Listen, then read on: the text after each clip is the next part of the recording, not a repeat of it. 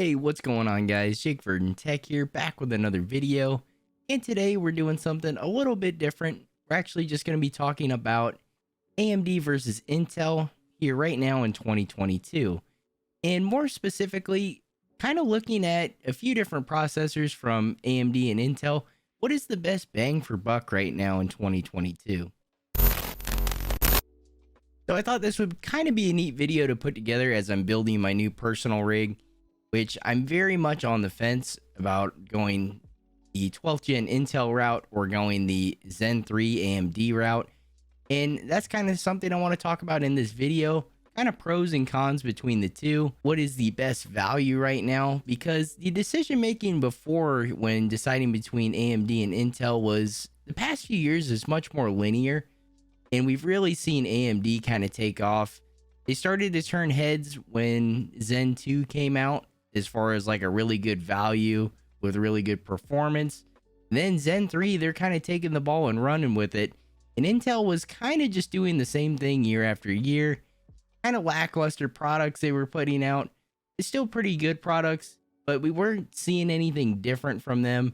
And we weren't really seeing anything to compete with Zen 3. So kind of the criteria for this video when talking about AMD and Intel, we're talking about CPUs you can buy right now. I know AMD's probably going to be announcing Zen 4 here pretty soon, and some of the rumors are pretty crazy, but we're not going to be talking about that at all as it's not available yet. So mostly Zen 3, which has been out for quite a while, and then talking about 12th gen Intel. We're going to talk about the pros and cons between both of them, and I am kind of looking at kind of the mid to upper range CPUs from both AMD and Intel. The one specifically that I've been looking for my personal build is the i7-12700K and then the AMD Ryzen 5900X, which these two chips stack up really well together. They're very similar as far as like the core and thread counts go, pretty close in as far as clock speeds go, but they do have their differences. So I think these are a really good comparison to kind of talk about and kind of decipher between the two platforms.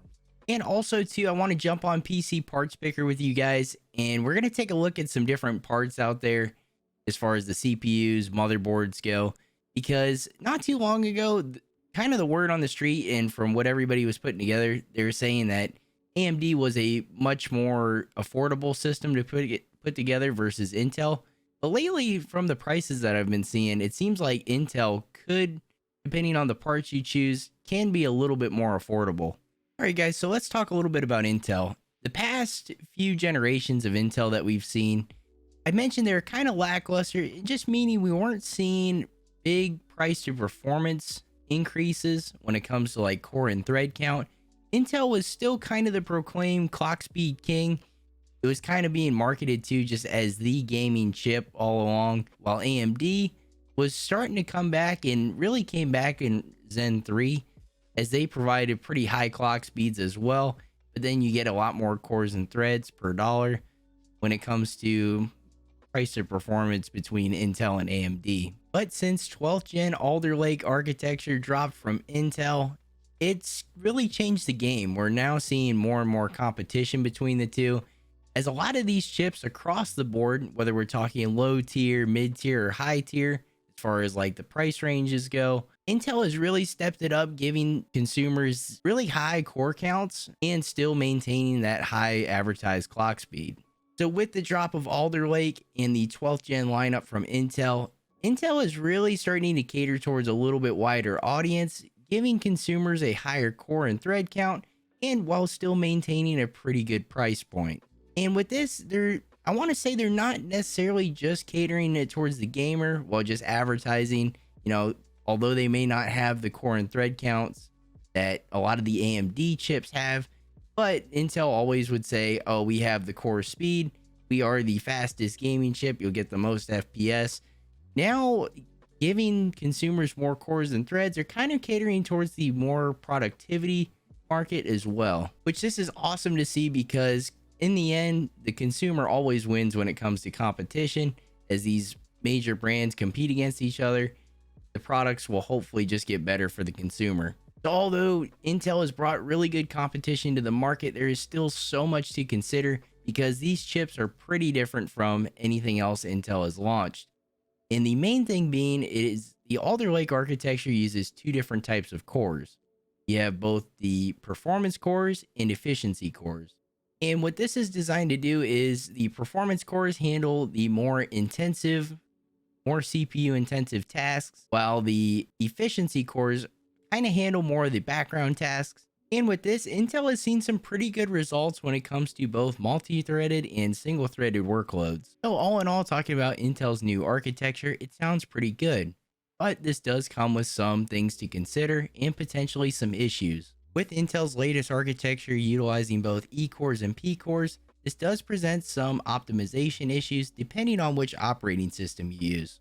Due to Windows 10 scheduler, it doesn't exactly know how to allocate certain tasks to a E-core or P-core, and it doesn't really know how to decipher between the two. But on Windows 11, they've kind of built around this concept of having E-cores and P-cores. So Windows 11, with its scheduler, it knows how to allocate tasks to whichever core. So I did go on a bit of a deep dive when it comes to 12th gen, but there is a lot to talk about when it comes to it. And I think if you're somebody building a new system and you want to be on the leading edge of technology, being the latest operating system, the latest processing, the latest RAM coming out, Intel is probably a good way to go in running that with Windows 11. But if you're someone like me who is very much on the fence about 12th gen and running Windows 11 more importantly to me, going with another platform might be the way to go, as AMD is still a super viable option, still a great value, really good performance per dollar. Whenever you are looking across their line of CPUs, you do get a lot of cores and threads versus things that we've seen from Intel in the past. And there is something to be said for just having straight up performance cores and not having all those efficiency cores. Definitely, I would recommend doing your research on the chip comparisons between maybe some from AMD and Intel and some of the numbers, and I will show some in this video because it really does depend on the type of workload you are putting on your CPU. And with those just straight up performance cores, you don't have to worry about having Windows 11, as Windows 10 knows what a performance core is and is perfectly optimized for it. And then going to Windows 11, in theory, you shouldn't see any sort of performance gap, but there was some reports back in November where pretty much all users across the board saw like a 15% decrease in performance. I think there was an article on PC Mag that talked about it, but it was pretty popular back in November. Now, I'm not sure since then if Windows, they're updating the OS all the time, so I'm not sure if those have been ironed out and the performance has kind of come back, but that is something to consider as well. So before we jump into PC Parts Picker, I do want to lay out the pros and cons between Zen 3 from AMD and then 12th gen Intel. So the pros coming from Intel, I would say a big one is this new type of architecture that they are using both efficiency cores and performance cores is pretty neat to see. And then there also is an increased improvement when it comes to single-threaded and multi-threaded workloads. Just a good pro coming from Intel is Alder Lake is just way more compelling from the previous architectures and releases we've seen from Intel, as it was getting pretty stale there for the past few years for Intel's releases. We're seeing a lot of the same thing, nothing crazy when it comes to increased cores or threads. We're just getting kind of the same marketing where they're like, we are the gaming chip, we got the highest clock speeds.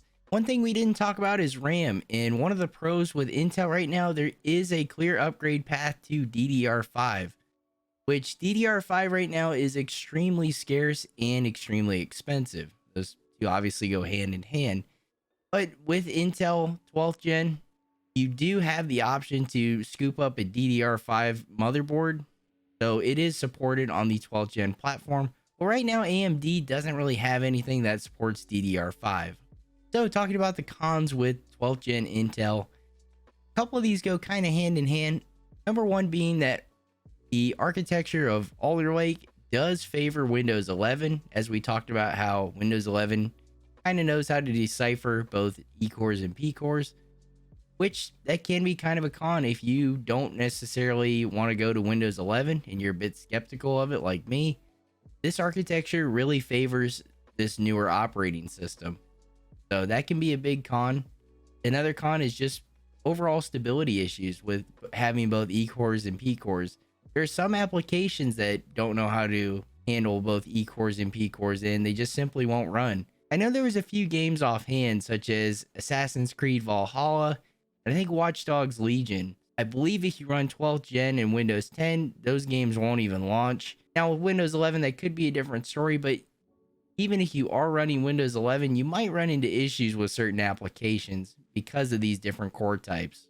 Another thing to consider is these 12th gen chips are pretty power hungry from some of the testing that I've seen. The overall TDP is a lot higher than previous Intel CPUs, especially when it comes to the mainstream line, and then also a little bit more power hungry than some of the things we've seen from AMD. And kind of tying in with that, cooling can be something to consider as well, as these chips do seem to run pretty hot. And with this new socket type, it is running LGA 1700. So it is a much bigger socket type, and there aren't a lot. I know from doing the shopping that I've done, kind of shopping around for water blocks for this socket type, there's not a whole lot out there. I know there's only one, I believe, from EK. I think Corsair has one that they're doing. So there is kind of a lot too when it comes to the cooling of this CPU. You know, whether or not there's certain mounts or coolers will fit. There's not a whole lot of coolers when it comes to water blocks out there. And then too, there is the concept that people have talked about with the size of this chip. A lot of them that come out of the manufacturing process are either domed or concaved. So that can also influence cooling quite a bit too, and how you end up cooling it can make a difference as well. So talking about the pros and cons of AMD, and more specifically Zen 3, as that is the latest process that we've been talking about from AMD. Right now, Zen 3's been out for a while, so it is kind of tried and true. I would say it's pretty safe as far as a platform to go to, as there's been a lot of time that's gone by. Whenever a platform first launches, there is a lot of bugs to iron out as far as the BIOSes go for the motherboards. A lot has to do with the processing and how it interacts with the operating system. So right now, Zen 3's been out for a while, and pretty much I believe they've ironed out quite a bit, and you don't have to worry about as many compatibility issues. AMD's Zen 3 has really good IPC versus previous AMD offerings, and then also versus Intel. So the performance is there, and especially too when we're talking about, you know, performance per dollar, as I always say, AMD's a really compelling option. You get a lot of cores for your money and a lot of threads. So if you are doing more multi-threaded workloads, it's probably a really good way to go. This is a little bit of a gray area. AMD with Zen 3 is obviously, it works perfectly fine on Windows 10. You can upgrade to Windows 11, but as I mentioned earlier, across the board, we did see a decrease in performance when users would go to Windows 11. That's one thing to consider. And there's been a lot of rumor talking about how much Windows 11 and Microsoft, when developing Windows 11, was kind of developing a little bit more around Intel rather than AMD. So unfortunately, it kind of seems like they've been a little bit secluded and kind of pushed to the side. So it might not be the best route to go the Windows 11 with AMD right now. Talking about the cores, these are just straight up performance cores in the lineup of Zen 3. So you don't have to worry about compatibility issues between your operating system and certain applications, trying to decipher between a efficiency core and a performance core. Now, talking about the cons, there is one glaring con, and I think AMD has done a pretty good job. They're trying to keep the AM4 socket type so you can upgrade throughout the life of your motherboard. You can just keep upgrading the CPU if you'd like.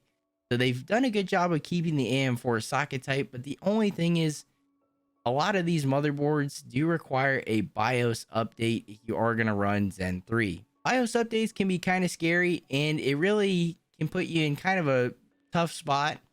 If your BIOS isn't compatible with the Zen 3 chip that you have, you won't get a post screen or anything. So a BIOS update is required to run a Zen 3 CPU on pretty much all motherboards that I've seen. Motherboards that are just coming out of the manufacturing process and are on shelves, you might be okay. It might have the latest BIOS. So this puts AMD in kind of a weird spot when it comes to trying to support their consumers and just them being able to maintain the same motherboard and just upgrade CPUs. But in this case, if you want to run Zen 3, almost all motherboards out there, you will have to upgrade the BIOS. And if you don't have a older, like a Zen 2 chip to upgrade the BIOS with the PC actually running, you want to make sure you get a motherboard with the BIOS flashback feature, where you can upgrade the BIOS without having a CPU or the PC running. And basically you just do it by plugging in a USB with the certain BIOS update and using the BIOS flashback feature. So this is the one thing that's kind of hindered me from going AMD with the most recent Zen 3, as BIOS updates can be kind of scary and they don't always go accordingly. And right now, when it comes to Zen 3 AMD, there isn't a clear upgrade path to DDR5. They don't really make a motherboard out there that has DDR5 capabilities for AMD Zen 3, which kind of goes with the last thing that we talked about. When these CPU launch, a lot of these motherboard manufacturers will launch their lineup of motherboards and they're not adding on to it during the life of the CPU. They basically just come out with their product lineup right off the bat. So it makes sense why there isn't a motherboard out there that supports DDR5 for AMD right now. But when we go into Zen 4, I'm sure it's going to be something we will see. Okay guys, I really wanted to jump into PC Parts Picker to kind of go through and talk about, when it comes to price and value per dollar, AMD versus Intel right now, because a little bit before I was kind of hearing people say that AMD was much more affordable to build. I don't know if that's the case right now, as prices do fluctuate quite a bit.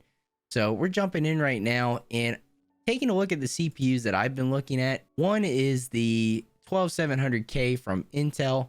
Right now it's running anywhere from like 374 to, well, we probably won't look at those prices, but you can scoop it pretty easily from some of the major retailers for around 374.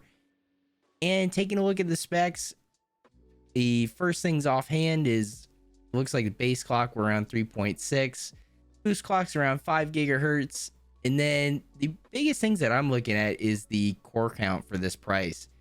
12 cores, and I believe 4 of those are going to be efficiency cores, and then the other 8 are going to be performance cores. So that's one thing to keep in mind too, but in total we have 12 cores, which is really good in my opinion for that price point. Obviously the LGA 1700 socket type, the Alder Lake architecture that we were talking about. One thing to note too, looking at these specs, the hyper-threading isn't something that can be done on the efficiency cores, so only your performance cores are going to be able to hyper-thread. So that's one thing to keep in mind too. But overall, I mean, at face value, looking at it, not considering the issues with, the new architecture, running Windows 11, at face value, it's a really good value. So adding that and then taking a look at motherboards, this is where things get kind of interesting, because you got quite a few options right now, and there's more and more motherboards coming out lately because 12th gen is fairly new. So this is the motherboard that I scooped up recently. This is the Mag Mortar B660M from MSI.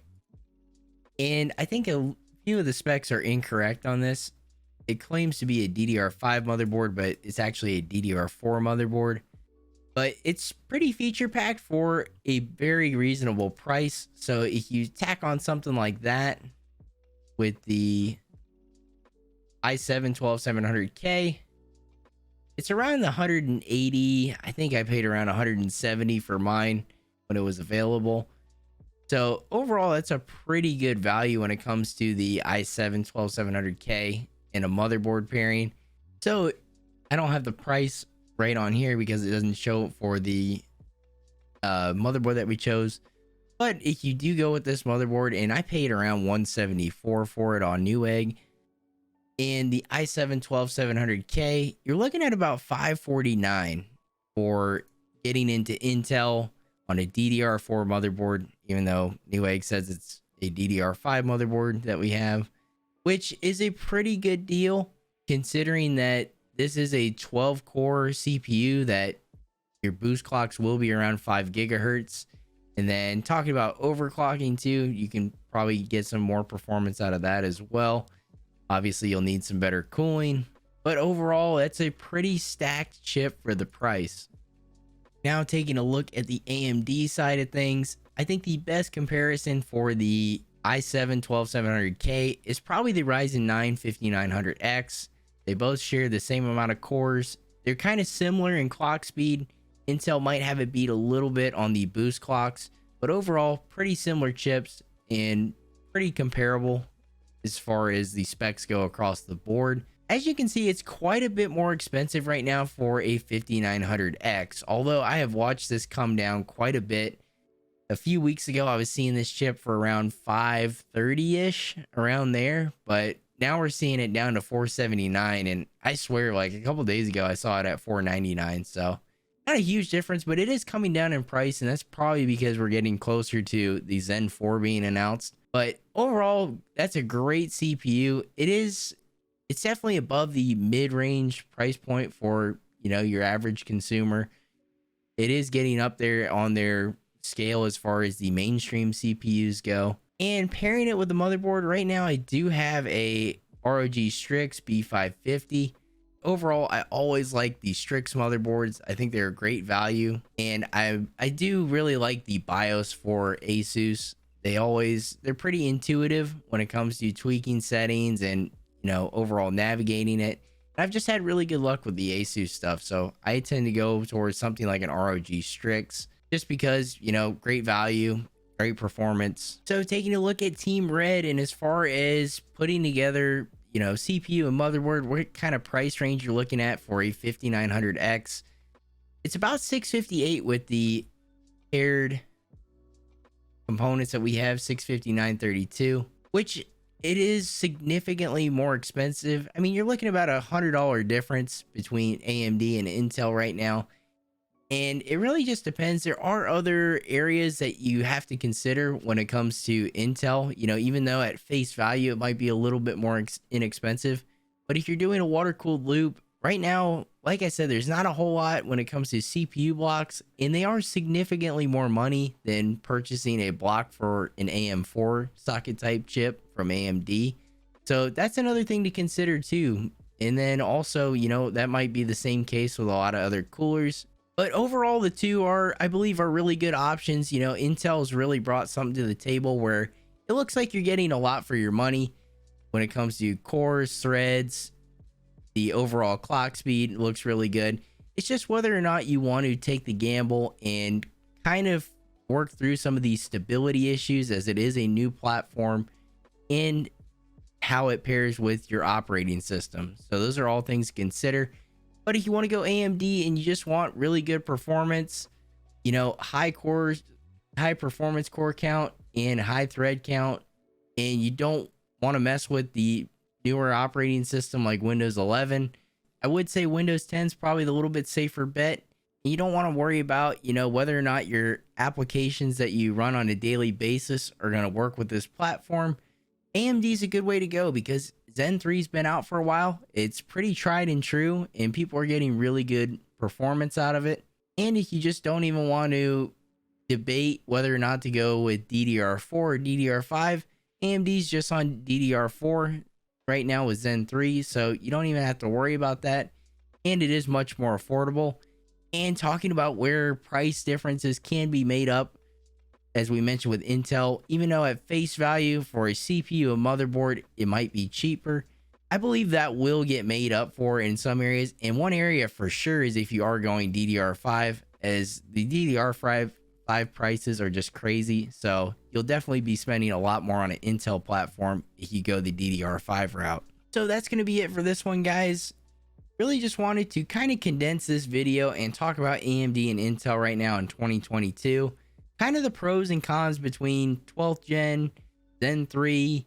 We talked about the operating system deal too, which is better optimized for which platform. So I kind of wanted to condense that all in this video and kind of get a look at, best price or performance and just kind of things to consider, as this is really what my thought process is, and kind of working on my personal build, kind of the things that I'm considering. And with all the research that I've done, I think I'm leaning more towards the AMD route, mainly just because of platform stability and running a operating system that I'm more familiar with and more comfortable with running. So AMD, If you're in that boat, AMD kind of looks like the better option. But if you're on the other end of the spectrum and you want the latest and greatest, it does come with some issues, which is to keep in mind, especially when it comes to tech. But running something like 12th gen on Windows 11, and if you want to run DDR5, that is probably the way to go if you want the latest and greatest, and if you want to be on that leading edge of technology. So that's going to be it for this video, guys. Thank you for checking this one out. Hopefully you found it helpful and kind of gave you some things to consider if you are considering building a new PC and you're kind of stuck on which CPU platform to go with. If you found it helpful, make sure to drop a like on this video. And if you want to see more tech related videos like this one, be sure to subscribe. As always, guys, thank you for watching, and I'll see you in the next video.